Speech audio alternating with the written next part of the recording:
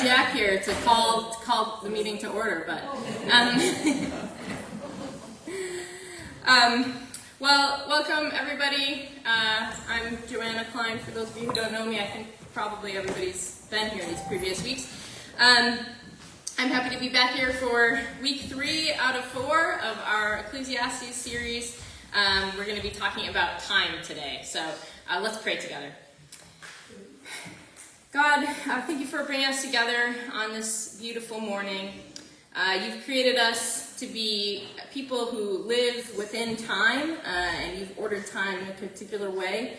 But time can also be a challenge for us as humans. And please give us wisdom and open hearts to learn from your word this morning and from each other. In Jesus' name, amen. Amen. Okay, so as I said, we're going to talk about time. We've been talking about these various tensions in the book of Ecclesiastes, where different elements are looked at from various sides. So last time we talked about pleasure, which on the one hand seems fleeting or empty or insubstantial, but on the other hand, Kohelet, the speaker of the book, advocates people to, encourages people to enjoy pleasurable things in life. So this time we're going to talk about time, which also is something that seems to be a problem, but also is talked about in a more positive way in the book. So especially we'll look at that, the famous time passage from chapter 3. First, I think people have been here, but I just want to review these terms so I don't leave anybody behind. The terms that I've been talking about in the book, Kohelet. So remember that Kohelet is the main speaker of the book, usually translated the teacher or the preacher. And most of the book is Kohelet's wisdom, but then we have a frame at the beginning and end of the book by an editor and author around Kohelet's wisdom. So Kohelet means related to the word to assemble or to gather, so it's the person who maybe assembles wisdom or he assembles people or he does something in an assembly. And he's a Solomon-like figure. That was really important last time because we really saw in chapter 2 where it's this king figure who's amassing all this wealth and chasing after pleasure and ultimately not finding fulfillment from it. When we look at the passages today, that Solomon figure that persona kind of recedes, and it's not quite so important in the text that we're going to look at today. And then the word Hevel also actually doesn't appear in the passages that we're looking at today, but it's important in the book and kind of overshadows this whole book. Hevel is that word that's often translated vanity or meaningless or futility, but what it literally means is breath or vapor, and has these connotations of something that's fleeting, something that's empty, something that is hard to understand, mysterious, absurd, all those connotations. So I've encouraged you as you read the book of Ecclesiastes to kind of switch out whatever word you have in that translation, meaningless or vanity, with Hevel to try to get at more of what you think this word means, because it's hard to nail it down what the word means in every case. As I said, I don't think we even have the word in our passages today, but that concept is really important in the whole book. And I just want to open up here at the beginning to ask if anybody has thoughts or questions that were left over from last time that they want addressed either today or next time. Any unfinished business from that or things you've been thinking about? All right, well, let's talk about time. Mainly we'll look at the passage from chapter 3 today, which is actually a pretty difficult passage, especially when we get to the end. But I'm going to start out with this passage from Ecclesiastes 9 because this kind of sets up the problem of time. And I think Bill actually brought this passage up last time. It follows one of those carpe diem passages that we looked at last time about how people should eat and drink and enjoy their toil. But part of that context for eating and drinking and enjoying your toil, part of the reason is you never know what's going to happen next. And this text really expresses that. So it says, again, I saw that under the sun, so remember that under the sun is an important phrase in Ecclesiastes used over and over. So he's always looking at this kind of realm of human experience, the world, the land of the living. That's what under the sun means. So under the sun, the race is not to the swift, nor the battle to the strong, nor bread to the wise, nor riches to the intelligent, nor favor to the skillful, but time and chance happen to them all. For indeed, people do not know their time. Like fish taken in a cruel net, and like birds caught in a snare, so mortals are snared at a time of calamity when it suddenly falls upon them. So here you see that word time used 3 times, and all pretty negatively. So Time and chance happen to everybody. We might put that time and chance together. Some people translate it as it means like in a timely occasion or something, but in a negative sense. So something bad happening to people. And when it says people do not know their time, it seems to mean that their time of death, because we have these metaphors next about the fish caught in a net, bird caught in a snare, and mortals are snared in a time of calamity, literally an evil time or a bad time when it suddenly falls upon them. And so, this issue of death and unpredictability of life is a big one that we've seen already in Ecclesiastes, and here we have it really expressed. And it in some ways, complicates this paradigm that we see in the Bible a lot. This idea that if you are good, if you are righteous, if you are wise, you'll experience rewards, and if you are bad and evil and foolish, you'll experience punishment. So we see that all throughout the Bible. That's an important part of the Mosaic covenant and the Torah. Israel is promised if they obey God, they'll experience the blessings of the covenant.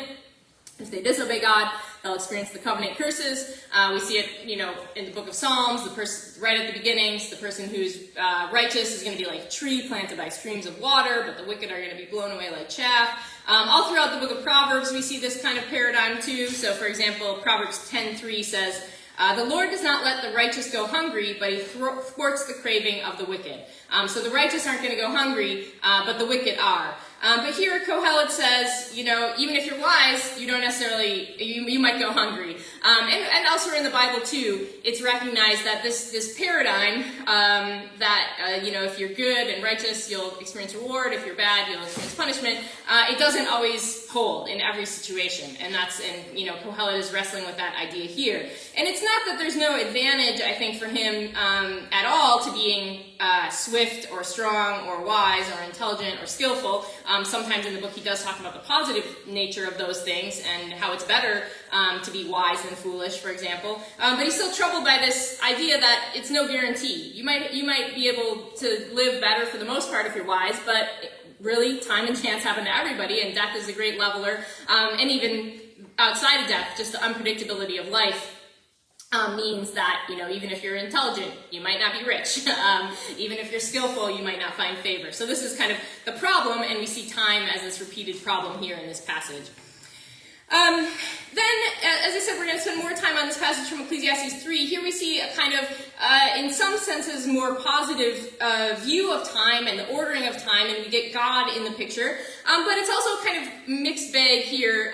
It's not completely positive, and so I just want to kind of explore what way forward and what's problems that remain that we see when we read this passage. This is really famous, as we talked about last time, because of the song.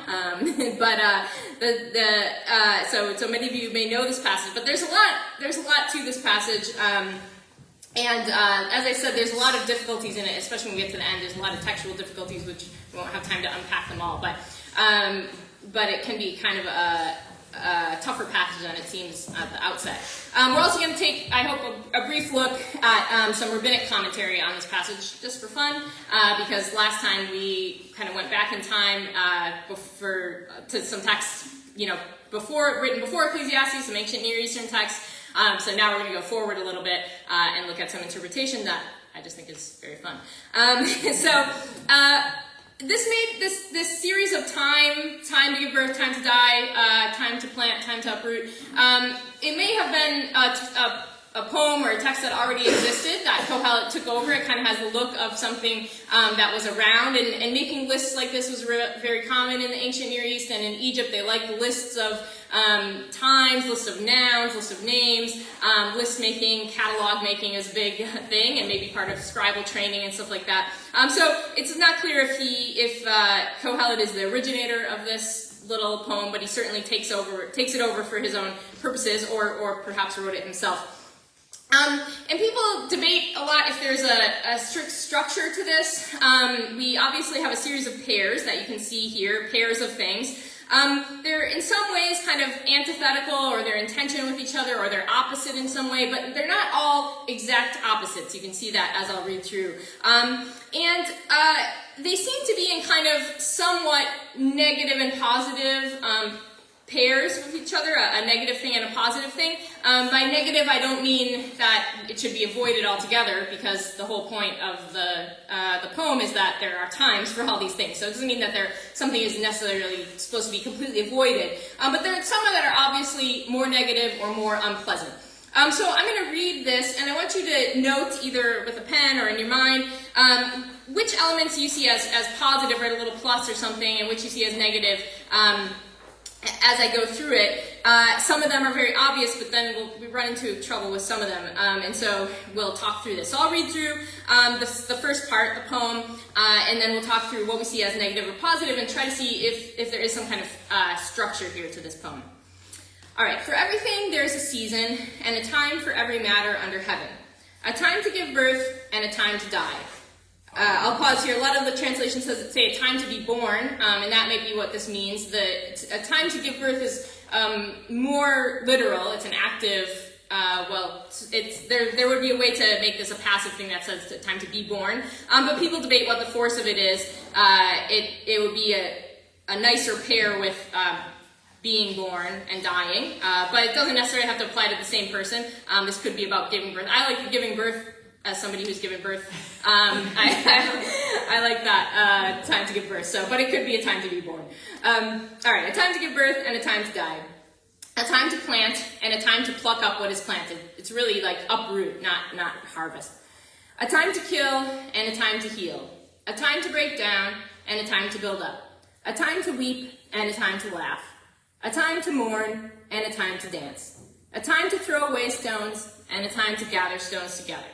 A time to embrace and a time to refrain from embracing. A time to seek and a time to lose. A time to keep and a time to throw away. A time to tear and a time to sow. A time to keep silence and a time to speak. A time to love and a time to hate. A time for war and a time for peace. Okay, so let's go through and just call out maybe what you see as positive or negative. So a time to give birth. Positive, I would say, for the most part, even though, especially in the ancient world, fraught with peril. A time to die. Negative. A time to plant. Positive. A time to pluck up what is planted. Negative. Yeah, it seems more negative. It could also be preparing to make, to plant again, so it's not necessarily completely negative, but if planting certainly seems positive. All right, a time to kill. Negative. A time to heal. Positive. A time to break down. Negative. A time to build up. Positive. A time to weep. Negative. A time to laugh. Positive. A time to mourn. Negative. A time to dance. Positive. A time to throw away stones. That would be positive because they're clearing the field. Clearing the field. So that's one idea, that throwing away stones is clearing a field to be planted. In that case, Robin, what is gathering stones together? Making the walls that demarcate your field. Okay, so that would be positive in a way too, right? Well, that's two positives.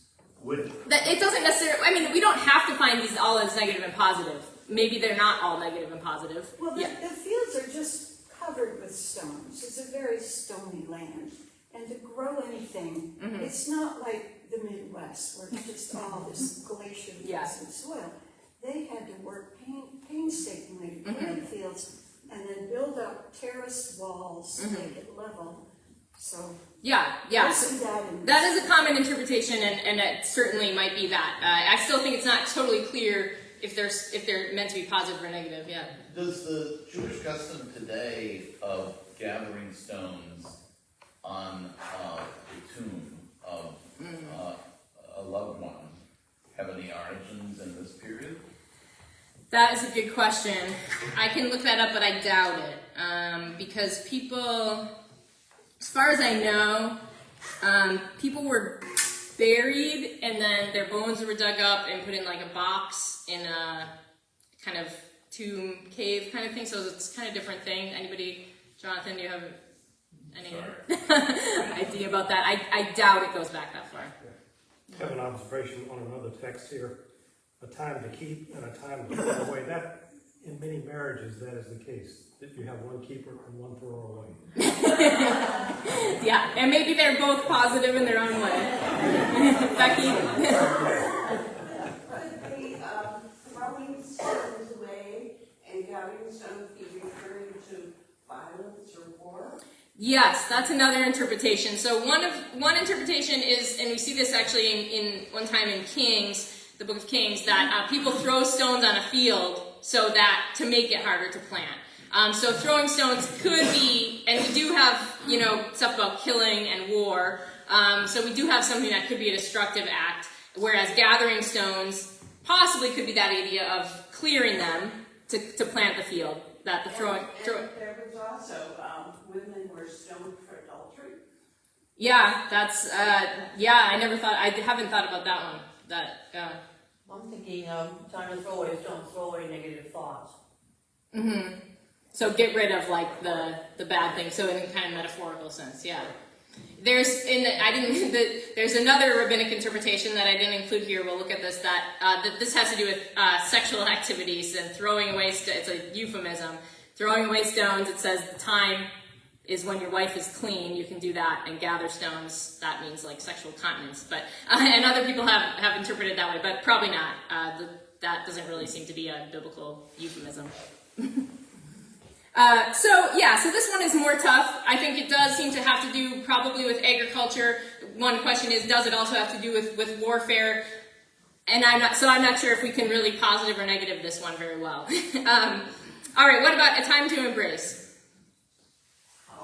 Positive, yeah. Time to refrain from embracing? Negative, probably more. A time to seek?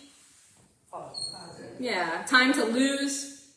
Yeah, it's hard to think of what the right time is to lose something, because we do have also the time to throw away. I think one in rabbinic interpretation said something about like throwing over cargo on a ship in a storm is a good time to lose your cargo. You're losing something, but it's at a gain. So perhaps something like that. A time to keep. This might depend on what your which partner you are in the marriage, whether you think it's positive or negative. Yeah. And a time to throw away. Yeah. Positive. Yeah. I guess I'm more of a thrower also, so I'd see that. What about a time to tear? Negative. Yes. Some people associate this with mourning, so we have mourning mentioned earlier, so people would tear their garments when they were mourning, so that could, and then sew them up after that. So if tearing especially is associated with mourning, that would be a negative thing. What about a time to keep silence and a time to speak? Yeah. Yeah. They could, but yeah, I mean, in wisdom literature especially, being careful with your speech, being silent at certain times is seen as wise, but then also offering wise counsel, wise words, a good word in the right moment is a good thing. So I think this one also, it's hard to say negative, positive, and also maybe, again, depends on your personality, whether you weight these more negative or positive. All right, what about a time to love? Positive, a time to hate, a time for war, and a time for peace. Yeah, so in this pair we have, or if this is a pair, in this last two lines, we have kind of for the first time a positive and then a negative right in the next lines. So what do you take away from this? Do you see a structure here? And if there is any message through this, the way that this is organized, what would it be the structure or lack of structure? Joanna, I think it's more a tableau of life. Yeah. Rather than you have a section for this and a section for that. That seems to be too artificial. This is the ongoing. Yeah. And it requires wisdom to know what's appropriate when. Right. And I think that's a big point of this poem, and I was going to ask that before going on, is what is the force of this? We'll explore it more as we go eventually to that paragraph that follows it. But yes, is that the idea that we need to have wisdom. Would you say is that the main idea, Jack? We need to have wisdom Right. to discern. What is appropriate in a given time and circumstance. Yeah. Jonathan? Yeah, I think Dean's point and what was just said is really great, and I think of like verse 4 in particular, some of the ones that seem obviously positive and negative, like weeping and laughing or mourning. I mean, the dancing, there's another place where, I think in Ecclesiastes where it says it's better to go to the house of mourning than the Yeah. house of feasting. Yeah, that's a good one. And if you think of if somebody has passed, it's not an appropriate time to be laughing. Right. Although you're there, if you're celebrating the person's life, you could have, laughs as you remember. So it's just, it really depends on the situation, even some of the ones that are things you really Right. stark contrast at first. Right. And for example, a time to keep silence, well, sometimes it is good to keep silence. If someone bothers you, should you speak up or should you let it go? Well, it depends. Yeah, there's a great, I love this pair of verses in Proverbs 26. I'll look at it just so I don't misquote it. But it's about answering a fool according to their folly or not. And it says in 26:4, do not answer a fool in accordance with his folly or else you will become like him. So don't answer a fool or you'll be just like, you'll sink to his level.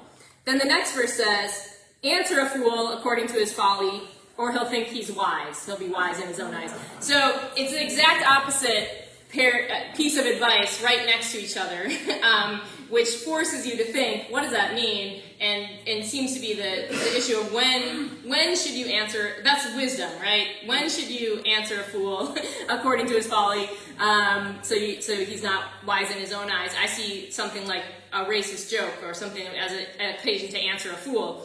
But sometimes it requires silence, maybe a social media argument or something like that, that is not the time to engage with somebody. But it requires wisdom to know when to be silent and when to speak. So yeah, that's a key. So yes, the whole point of looking at positive and negative is not to pigeonhole these things as positive and negative necessarily.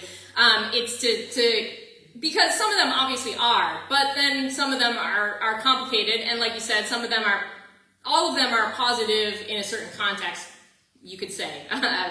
Some of them are a little more tough, like hating, war, kill, although in certain times you can argue that some of those are appropriate as well.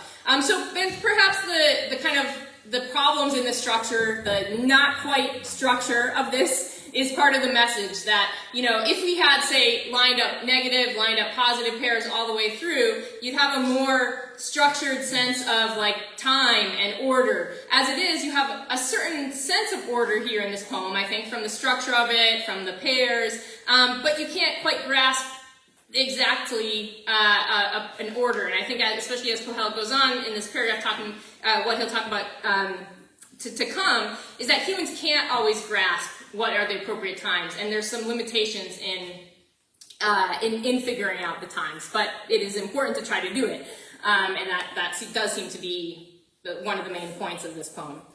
Yeah. Is the word time in the original Hebrew here in chapter 3 the same as the word time in chapter 9? Yes, I can verify that, but Because the usage of the word seems quite different. Yeah.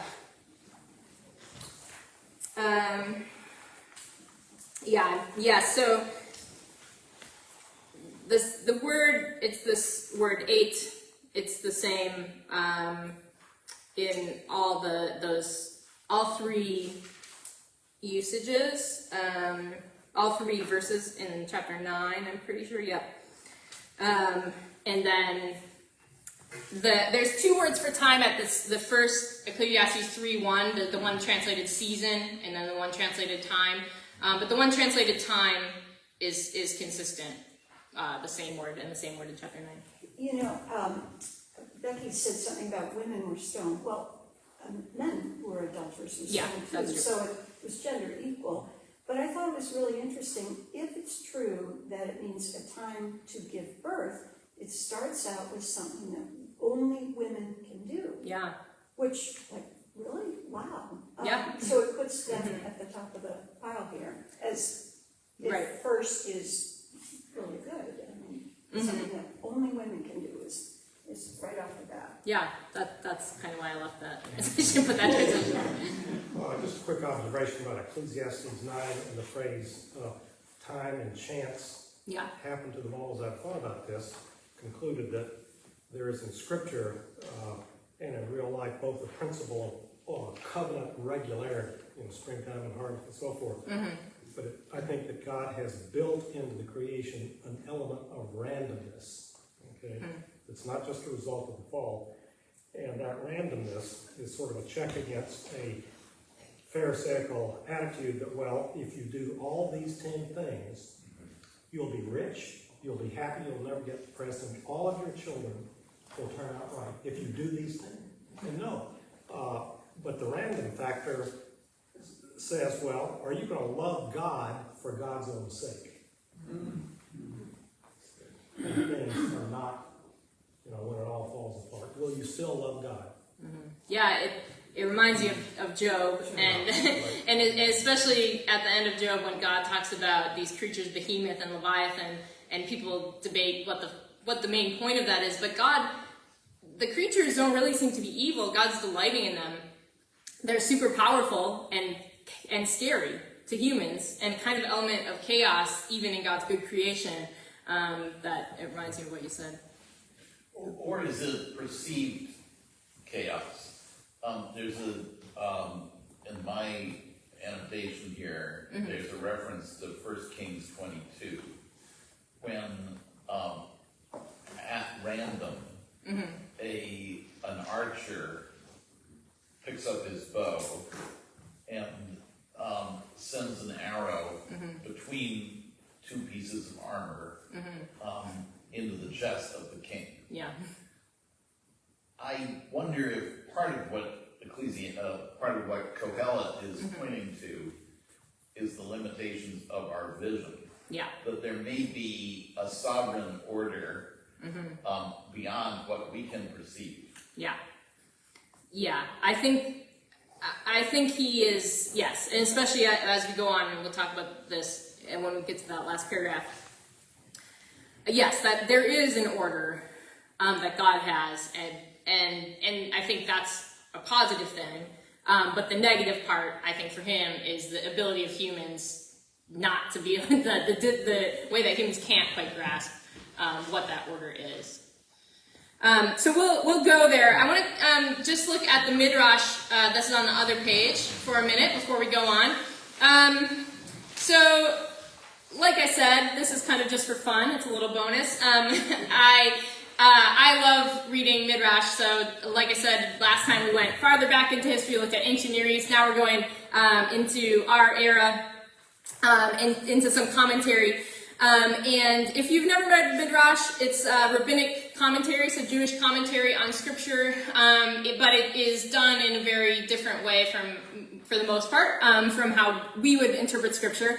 One of the main things that Midrash does a lot is interpret texts by means of other texts, and we do that too, in a certain way, in our interpretive context, but they do it kind of on steroids, and often they connect text by means of the same word or a similar word or something like that, or a word with the same consonants.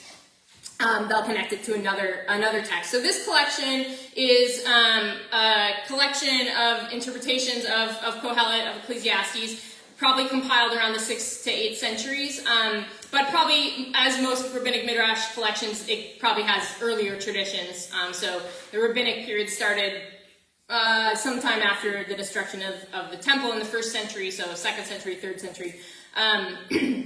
So it's a collection of interpretations. And already I told you a couple of interpretations. They interpret this passage multiple ways. That's another feature of Midrash, where they'll say, one interpretation is this, and another rabbi says this, and another rabbi says this. So they already have talked about this passage for a while and contain some interpretations. But then there's this whole interpretation of this time passage in terms of the history of Israel. And that's what we have in this passage. And it's kind of interesting because, when you read the book of Ecclesiastes, besides this kind of Solomon persona and some other little hints and stuff, you don't see a lot of Israel's history explicitly reflected in the text, which is true for a lot of the wisdom literature. It's not, Israel's history isn't reflected on as much.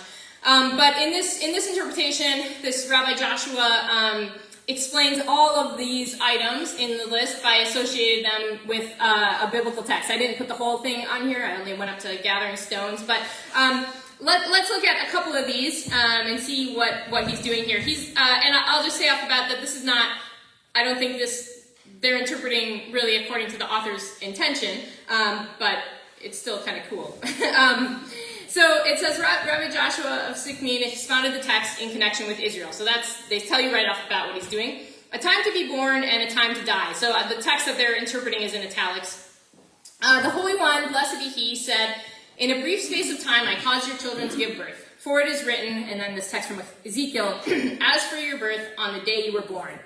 I'm not sure what the force of this first comment is, in the brief space of time I caused your children to give birth. I think it's commenting on kind of the quickness of the birth. But Ezekiel 16 is this passage all about Israel. There's this metaphor of Israel as this abandoned baby who was born and then just left abandoned until God took her in and eventually married her, basically. So it's this metaphor about God's relationship with Israel. And what's interesting about all these texts, I think, is that the texts that they choose to bring in are really connected with Israel as a nation and their kind of rise and their future hope. So this is talking about kind of Israel's birth as a baby. And then a time to die, and here the text for it is written, in this wilderness they shall come to a full end, and there they shall die. The text is from Numbers. So that's in the context of the wilderness wanderings. People are out of Egypt, and people rebel against God. They don't trust God to bring them into the land. And so God says this whole generation is going to die in the wilderness until the new generation is able to enter the promised land. And then a time to plant, as it is said, and I will plant them upon their land. So that's in Amos. That image of planting is often used for Israel. God plants them in the land. And then a time to pluck up what is planted. For it is written, the Lord uprooted them from their land. It's a different verbal root here, but the idea is the same. This Deuteronomy text is talking about a future event that will happen to Israel when they disobey the covenant, and then they're going to get uprooted from their land, and this is a report of what people are going to say about that. So God planted them in their land, and then he's going to uproot them from their land.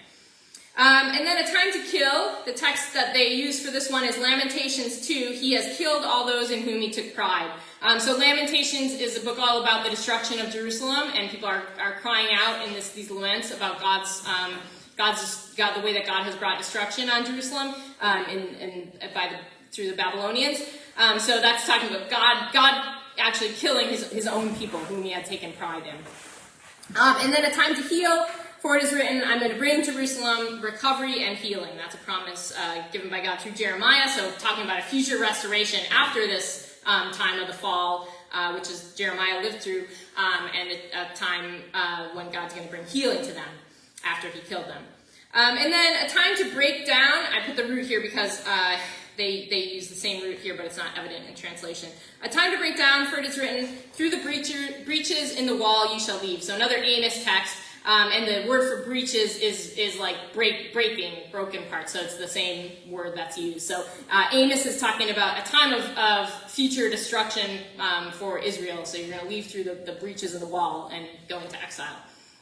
And a time to build up. And then interestingly here they quote Amos again. And they don't quote the whole text, but I put it here because it's really interesting. The only part of the text that the rabbis actually quote is the end, and build it as of days of old. That's for build it. But the whole, if you read the beginning of the verse, it says, on that day I will raise up the booth of David that is fallen, and repair its breaches, and raise up its ruins, and build it as in the days of old. I think that's an interesting one because it talks about two prophecies from Amos. You're going to go out through the breaches of the wall as punishment, but then in the future, the hope is God's going to repair those breaches and bring you back. So the two halves of this Ecclesiastes verse are explained with two verses from Amos, one that's about destruction and one that's about building up, and they both use that word breaches in the wall.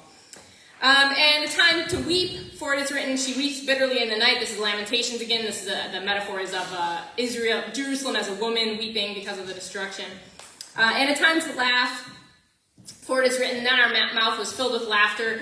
Psalm 126 is about people returning from exile. So it says, when God brought home the exiles, our mouth was filled with laughter. So again, it's this big moment around the destruction and of Jerusalem, exile, and return.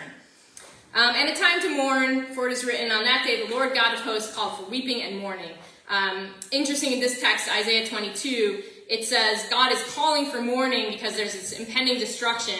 But the people actually respond with rejoicing, and they say in this verse, just after this in Isaiah, let's eat and drink, for tomorrow we die, which is kind of interesting.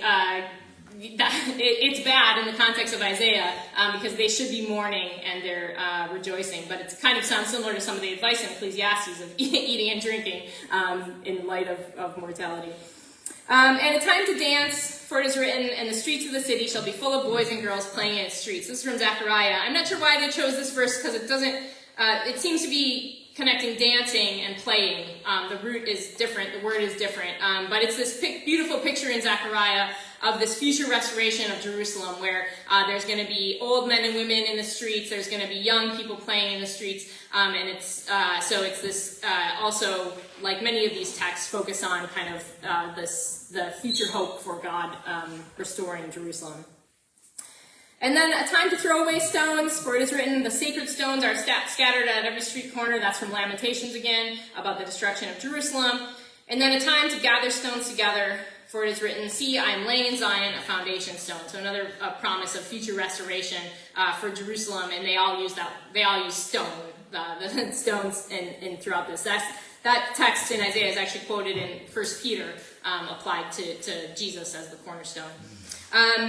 All right, so I didn't put the rest of it on there because it was taking me a long time to write all this out, and I didn't think we need to go through it all. But anyway, I think this is I just love reading Midrash because it's so creative and so interesting. And like I said, I don't think that this is really what the poem in Ecclesiastes is about. It's about life in general, and it's not really about the rise and fall of Jerusalem. On the other hand, I've talked some about how that we kind of see this undercurrent in Ecclesiastes in not such an obvious way, but it seems to be there, of Israel's history, of the kind of burden of so many failures over the course of Israel's history by their kings and their people, and the situation they're in now.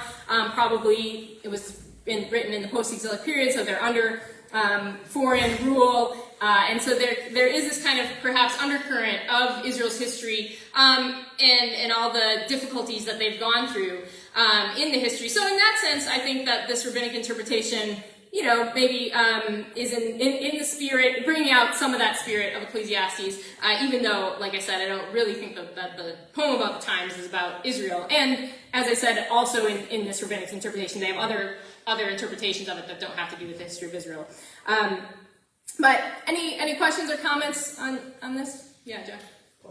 Just to comment on going back to Ecclesiastes, a time to give birth and a time to die. Mm-hmm. That latter part has become an important text for medical ethics and end-of-life decisions. And the idea is that, well, at a certain point, all medical means are futile, and you're just flogging, a dying horse. And there is a time to terminate useless medical treatment.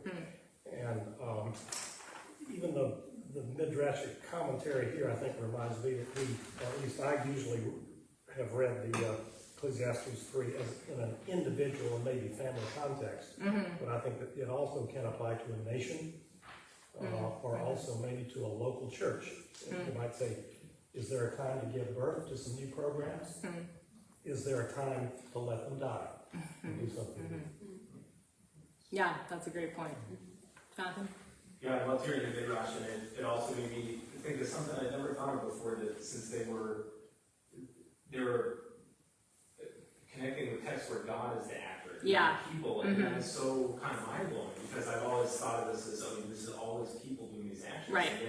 And I think maybe in contrast to rabbis, at least I tend to be kind of allergic to ascribing all these, emotions and actions to God, but that's very much part of the Hebrew Bible, is that God is feeling these things and having desires, which is just, can be a little foreign to us. So I wonder, what is it like to read this passage through the lens of, is God doing Yeah. There's a time for God Right. to do these things rather than us. Right, that is an important distinction and I noticed that when reading the Midrash too, that God is really the actor in most of these things. And I think actually when you turn back to Ecclesiastes and see, as the next passage we're going to look at, what Kohelet is reflecting on after this passage, God is the ultimate doer and actor. And people are called to respond in a particular way. But actually, I think that's kind of maybe an emphasis that we can miss from too, that God is the doer, the maker, and that is emphasized after Ecclesiastes 3. So yeah, that's a good point. Any other questions or comments from this? Yeah. Again, not to belabor this, but going back to Ecclesiastes 9 and the idea of time and chance after the ball. By the way, I think that really the sense of the text really could be read, the race is not always to the swift. Yeah. As it generally is. Right. If you train hard, you'll have a better chance of winning the race. Right. But on the other hand, you can train 4 years for the Olympics and the day before come down with COVID. That's the end of your dream. So Right. I think the chaos or chance factor shows us we're not totally in control. We are not in control. God may be, but I am not. Right. And I think that's, a book like Proverbs and other places in the Bible is helpful balance, because yes, it's not completely unordered in the world and your actions have no consequences. Usually our actions do have consequences, and Proverbs shows us that in general. If you're a person who works hard, you're going to do better than a person who rolls around in their bed all day. And that's true. But it's also true that there's no guarantee of that. So I think it's great to look at some of these books together, especially in the wisdom corpus. But, in the Bible as a whole, you get this conversation that if you just focus too much on one, it can lead you astray, or you can overread it. And when you put them together, it gives you fuller truth. So, Jen. I thought about Aesop's fable and the tortoise and the hare. And the role that perseverance plays, which of course comes big in the New Testament. Yeah, good point. Bruce? I might have missed this if you addressed it, but in the gathering and scattering of stones, is there any connection with the Ebenezer, the idea of gathering stones to mark an event or a place, or a specific encounter with God?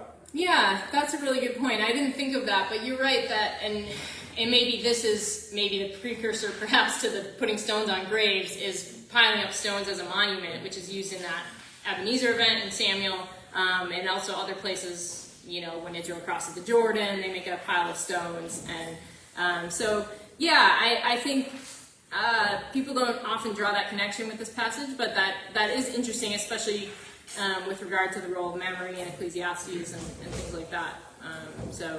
Maybe that is there. That's an interesting point. Well, let's look at this last paragraph. This is the tough part that's textually very tough, but important kind of we touch on a lot of these messages, I think, but to really understand what Kohelet is doing here and how he's using this poem and what his view of time is and kind of what the problem and the good part of time is. So he finishes this poem, which you think maybe if you see in isolation sounds pretty comforting, the sense of order, there's a time for everything. But then he follows it by saying, what gain have workers from their toil? Which is something he said right at the beginning of the book, chapter 1, verse 3, we saw right at the beginning, which is, in that case, it was followed by that poem about nature and how, the sun pants around and then has to start over again, the rivers keep flowing and flowing, and there's all this activity and getting nowhere. So this is that same line, what gain do workers have from their toil? So there seems to be somewhat of a, still it's this negative statement of, people can work, but what's the ultimate gain? And then what's kind of maybe, what's interesting here is he talks about workers, humans as doers, but as we go on in the passage, God is really the actor and the doer. So God is the one giving and making and doing in this passage. So it says, I've seen the business that God has given everyone to be busy with. And this is a famous line, but difficult. He's made everything suitable or beautiful for its time. Moreover, he has put eternity in their heart, yet they cannot find out what God has done from the beginning to the end. we'll pause here maybe and talk about this. So God has made everything beautiful or suitable for its time. That word is in the Bible often does have to do with aesthetics, beautiful. But later in Hebrew, especially, it comes to mean something like right or suitable. And that seems to probably be the case here. Although maybe the aesthetic judgment is nicer translation in some ways. But God has made everything suitable or fitting for its time. So somehow God has created the times appropriately and fit them together with the things that are supposed to be done in the times. So that seems to be, that's a positive message in terms of God's ordering of the world, I think. But then we have this kind of problem. It problematizes it as we go on. It says, moreover, he has put eternity, and it's tough to know how to translate this, in their heart, yet they cannot find out what God has done from the beginning to end. So, eternity here, and in the Christian context, we often think of, heaven or eternity with God. But as we see elsewhere in the book, Kohelet doesn't really seem to be thinking in those senses, because he says, he seems to deny that people have any advantages over animals in terms of afterlife. Everybody goes to the ground. So he doesn't seem to be thinking about some kind of eternal life exactly. Eternity, this word in Hebrew, olam, it means kind of a long span of time. It can be into the past and into the future. And so it may be that the idea that God has put this kind of sense of the something more than the individual moments. We have all this time, things happening in particular times, whereas eternity is a bigger picture view of time, maybe going into the past and going to the future. God has put that in their heart some way so that people can sense it, that there is this bigger picture. And yet, the problem here, I think, is that they cannot find what God has done from the beginning to end. So I think, and there's lots of debated aspects of these translations, even how you translate. So if you look at a different translation, you might get a different thing. But to me, I think the sense is here that God has ordered things a certain way that are good, and God has given humans the sense that there's this bigger picture or this longer duration of time other than just kind of this moment-to-moment time. But the problem for humans, from a human perspective, is we can't know it. We can't grasp it. We can't see into the future or understand necessarily how God has done everything in the past or what will happen. And so there's a tension between, the goodness of how God has ordered it, but then our limitations as humans in not being able to understand it. Anybody else want to comment on what they see here? And like I said, this is other people might read it differently. And people do read it differently, but that seems to be that's one interpretation, and I think that that tension between God's ordering of things, but humans not being able to understand that order is, to me, what Kohelet seems to be getting at. Yeah. I think one thing that occurs to me is that we have a tiny little eye, but through a telescope we can see, or through the Hubble. Mm-hmm. We can see vast expanses of time and space we can't comprehend. Yeah. We can take it in, but we can't sort it out. Yeah. That's a great point. Sure. This is situated in the older covenant, so Kohelet wasn't revealed to him the cross and resurrection, which helps us to understand more. We don't understand a lot, but there is a big change. That's true. After the incarnation, cross, and resurrection. Yeah.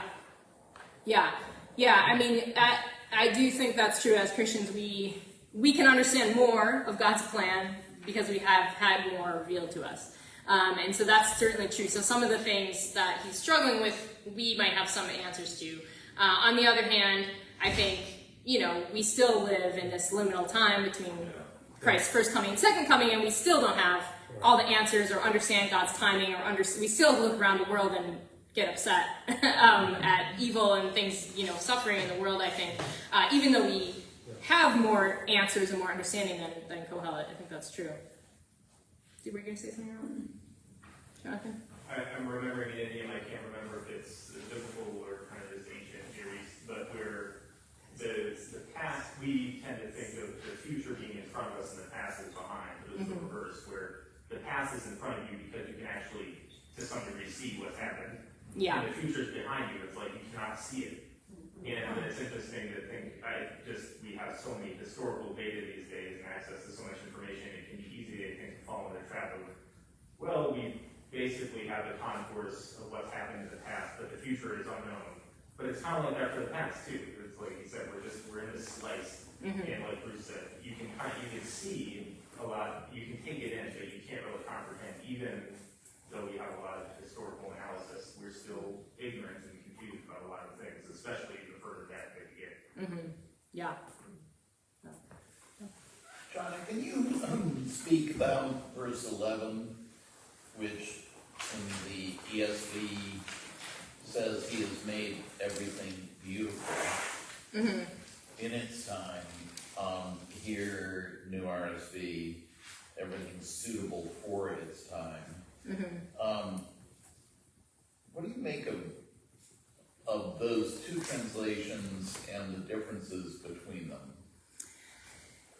Yeah, so, like I said, this word, it's yafeh in Hebrew, it is used to mean beautiful in the Bible, especially about people. So it is a word that's used to say that somebody is good looking, and other kind of aesthetic judgments. But it's also a word that can mean something like fitting or suitable, and especially as we get into later periods of Hebrew, and I think in Rabbinic Hebrew, means more of that suitable and fitting. So I think that a lot of people, commentators that I've read, think that the sense is more of one of suitable and fitting, in that, God, if there's these times for everything, that God has made, things that are suitable or fitting for each time. The beautiful, I don't know, it's nice too. I don't want to completely get rid of that one. That translation. So, the word can mean beautiful. In that case, I don't know. To me, that seems to be a more positive judgment. I don't know. Do you? So I guess sort of a loaded question, because it seems to invite us into this deliberation about God's motivations in giving us beauty, giving us suitability, giving us order that we glimpse incompletely. And inviting us into his heart as creator and ongoing shaper of what we do see. Yeah, I think if with this part that we didn't read yet, just on the other side of the handout, this is going back to what we talked about last time. I know there's nothing better than for them to be happy and enjoy themselves as long as they live. Moreover, it is God's gift that all should eat and drink and take pleasure in all their toil. So again, he concludes that, in light of, I think, this limited knowledge that we have, one of the best things we can do is to recognize these good things in life, in which case you could say recognizing also, that these things are good and beautiful and pleasurable, and God enables us to see maybe the fittingness or even the beauty of these particular things, even if we can't actually grasp the whole of it. God gives us glimpses into the appropriateness, the fittingness, the beautifulness of particular moments or things in our lives. I think either word could work here. But I do think the main idea, I think, is that God ultimately has ordered things and made things a certain way. Humans have limits on their knowledge of that. But God doesn't invite them, like you said. God puts this in their heart. They have a clue about it in a way that's difficult, because we know that there's this big picture. We know that, we have a sense that God is doing certain things, but we can't grasp it. So it's a frustration. But what we can do is enjoy these pleasures of life as God gives us the gifts to enjoy them. And there's also something about a certain attitude before God, which I think we'll talk more about next time, but I'll just finish this passage. It says, "I know that whatever God does endures forever. Nothing can be added to it, nor anything taken from it. God has done this so that all should stand in awe before him. That which is already has been, that which is to be already is, and God seeks what is pursued. That last line is very difficult to know what it means. There's lots of debates what that means. But so here again we have God as this ultimate doer. God is the one who, everything God does endures forever.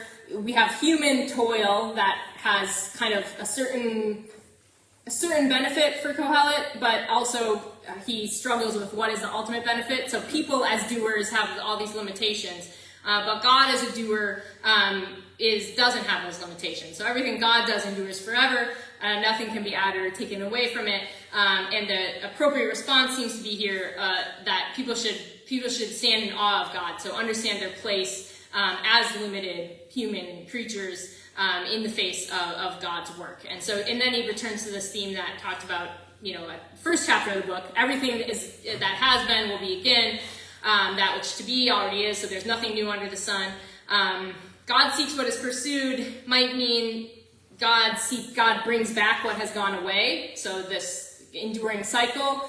Or another interpretation I read that is kind of interesting is that the book often talks about people chasing after the wind. And all these human pursuits that are just chasing after the wind. Perhaps the idea is that people might chase after these things, and it's futile to chase after the wind. But God ultimately is the one who can know the answers or seek after those things that maybe humans want to know, but they can't.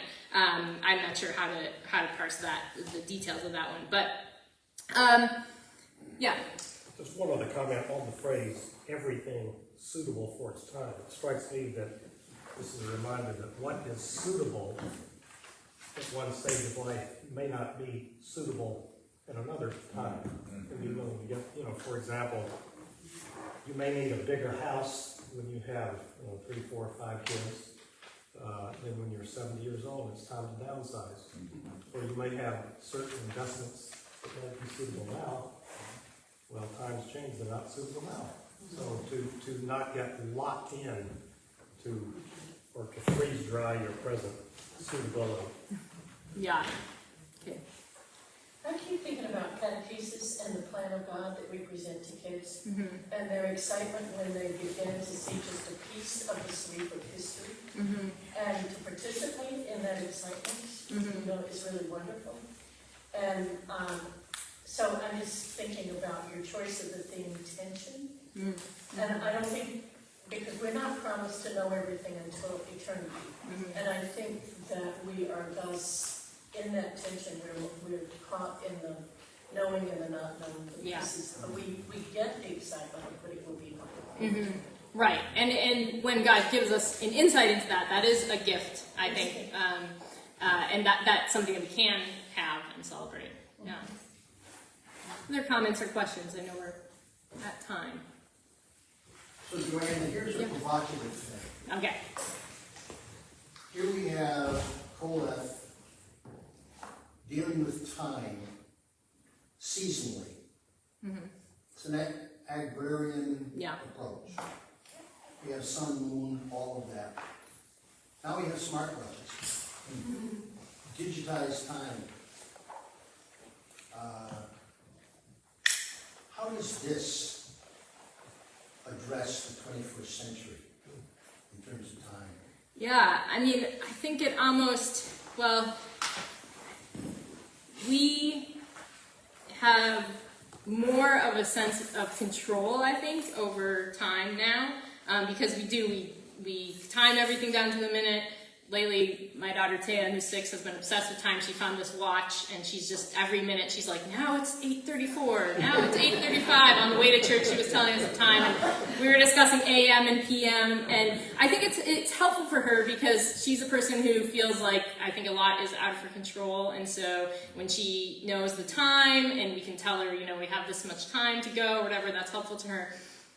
And likewise, for many of us, I think we want to program everything down to the minute, but I think we actually have the same problem, and it's maybe exacerbated because of our illusion of control, that, we try to control everything, and yet we still have the weather, and things like that are out of our control that they also were dealing with too in the cycle of the seasons. And maybe they, in certain ways, they were more at the mercy of it because of agriculture in that time, and we don't have the same situation exactly, but I think it makes the message all the more acute to us because we might be able to build up a sense of control over time more than people could in the ancient world. And so we need that message even more, I think, that we don't have control of time. We can't ultimately, avoid death or chance things happening to us, even though we can control certain things better than they could in those times. So that's what I would say. There's a distinction that Tillich and others make between chronos and kairos, and the chronos is clock time, and our culture is dominated by clock time, but kairos is meaningful or significant time. It's the right time. So actually, I think Kohelet is a great reminder, very countercultural. Yeah. This is a completely formulated thought, but it's making me think about how so often when we have a chance to get away, to be quiet, to be in nature, something that's so restorative to us, and is it an escape from, it's 8:34 and I have until 8:37 before I need to do the next thing. Is there that, and is that a gift of God saying, recognize that I'm actually the one turning near and making the seasons go? Is there an element of God in that, getting us away from our fixed time? Yeah, that's a great point. Well, why don't we leave off on that positive point, and I think we'll talk more about God's justice, humans' attitudes toward God next time as we wrap up. So make sure to bring your questions next time if you have any, since we'll be wrapping up next time. So thank you, everybody.